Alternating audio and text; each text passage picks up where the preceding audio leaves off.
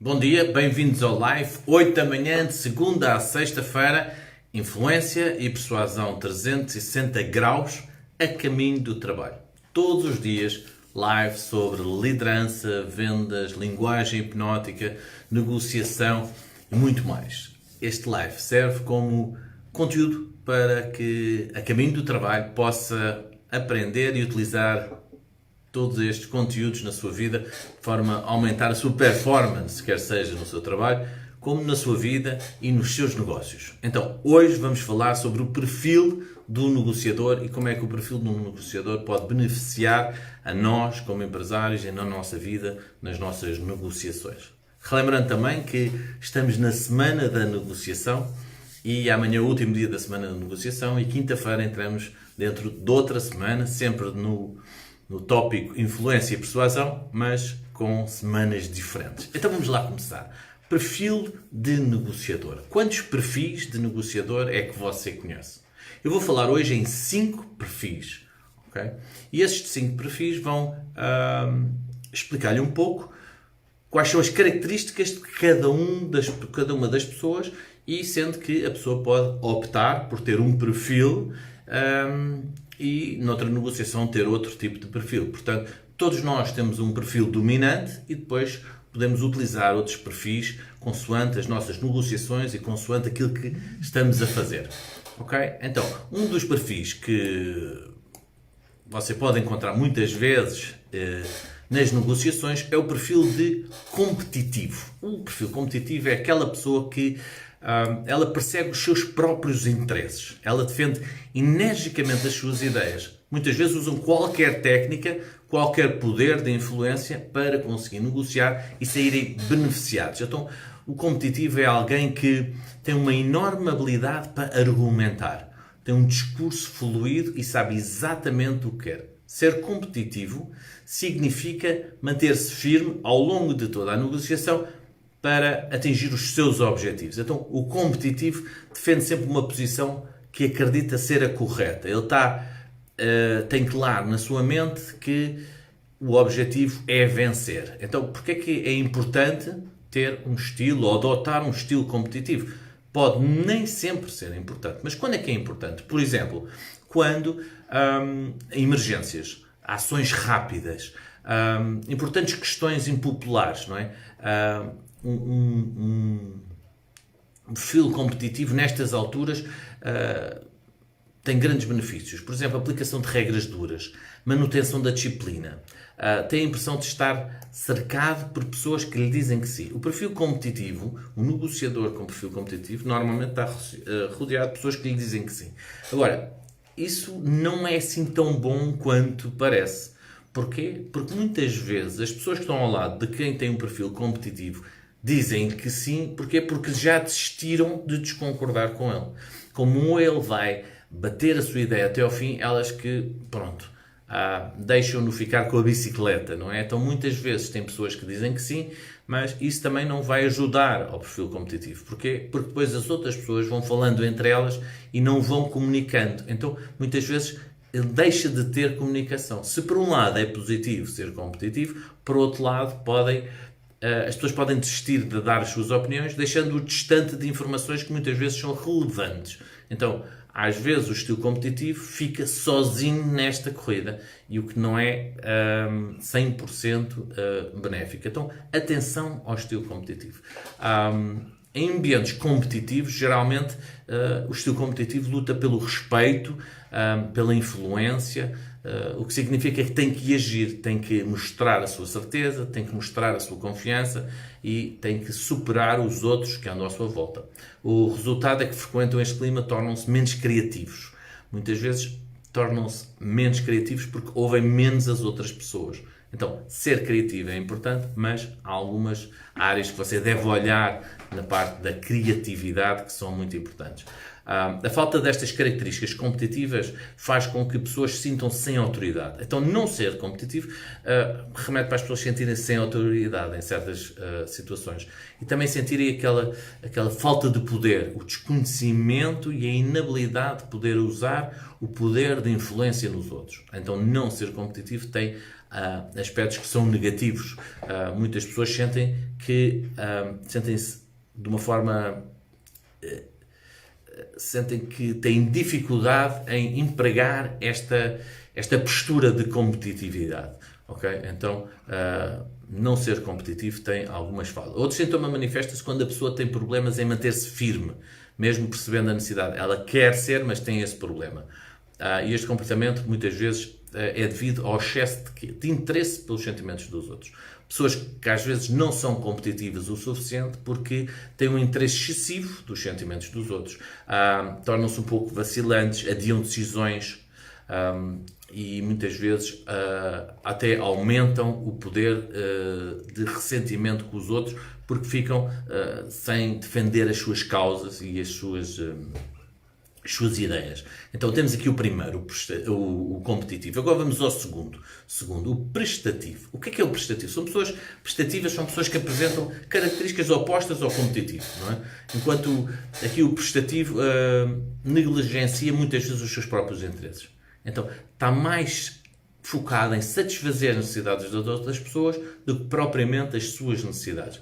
Muitas vezes utiliza o autossacrifício, sacrifica-se pelos outros.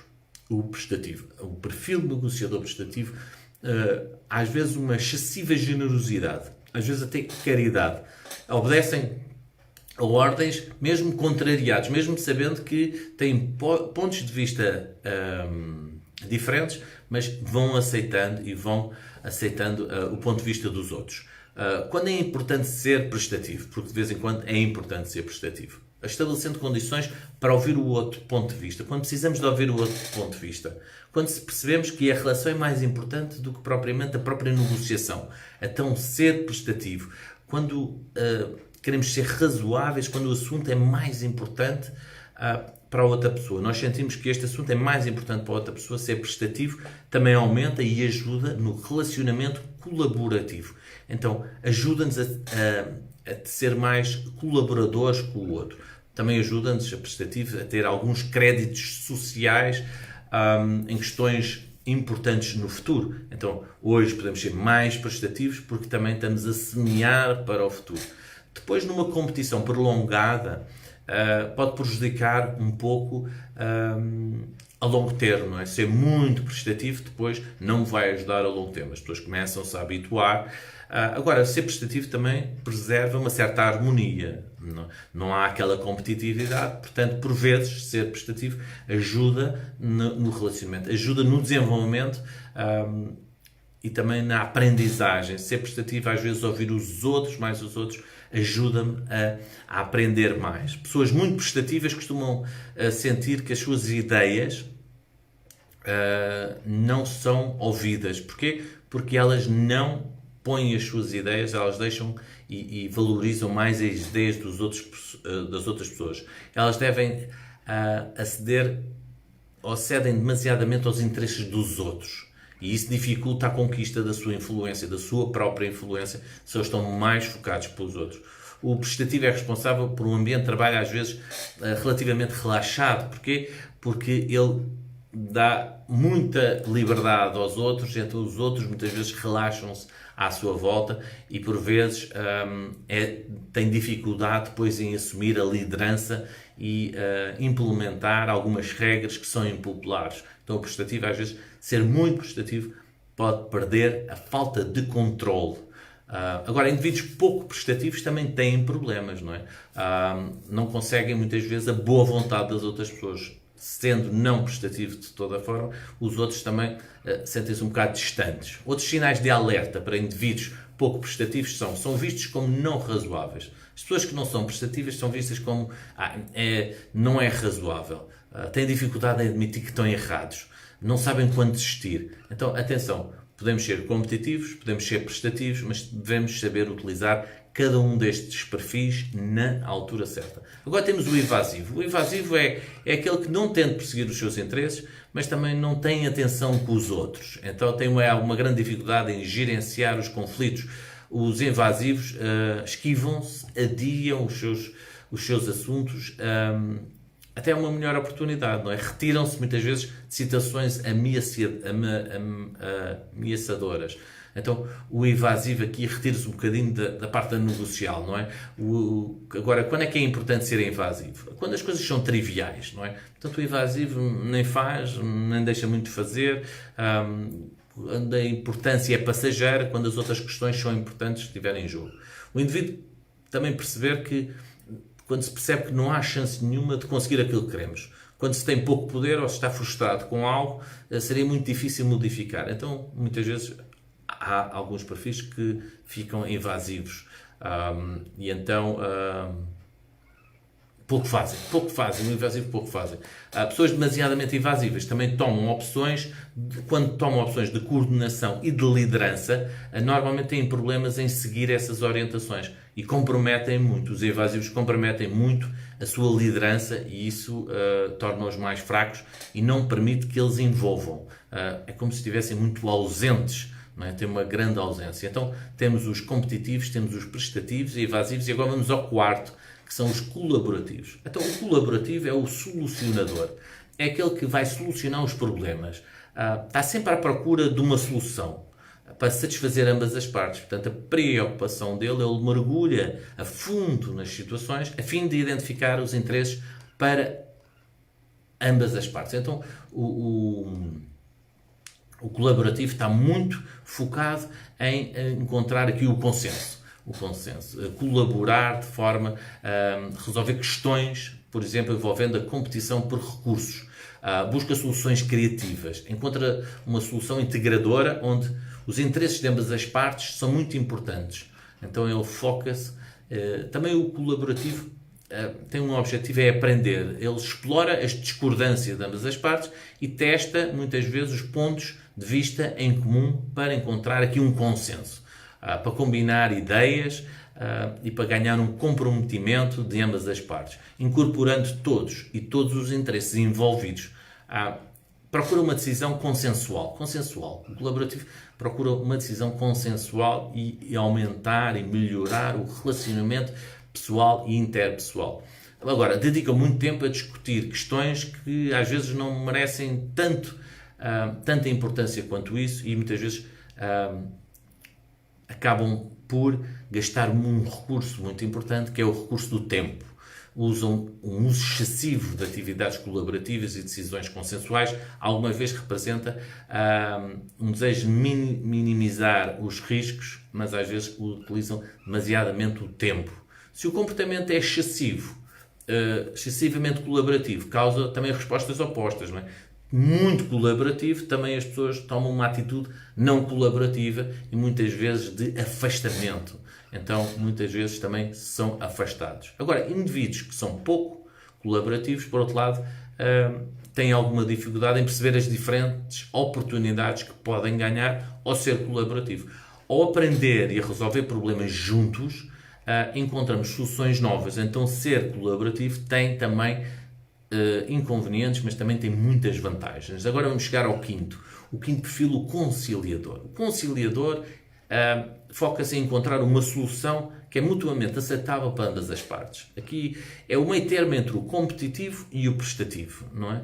Não pensa só nele, mas também não pensa só nos outros. Pensa em conciliar ambos. O conciliador desiste mais frequentemente que o competitivo, não é? Portanto, desiste antes, mas desiste menos que o prestativo. Então está muito ali no meio deles todos, não é? Gerencia problemas de forma mais direta que o evasivo. Então ele está atuante. Agora, não explora tanto como o colaborador. Então, podemos dizer que o conciliador está aqui no meio. Ser conciliador, o que é que quer dizer? Quer dizer que troca concessões entre ambas as partes, divide as diferenças, consegue bem definir quais são as diferenças entre cada perfil, não é, da negociação e procura rapidamente encontrar o meio termo. Os objetivos importantes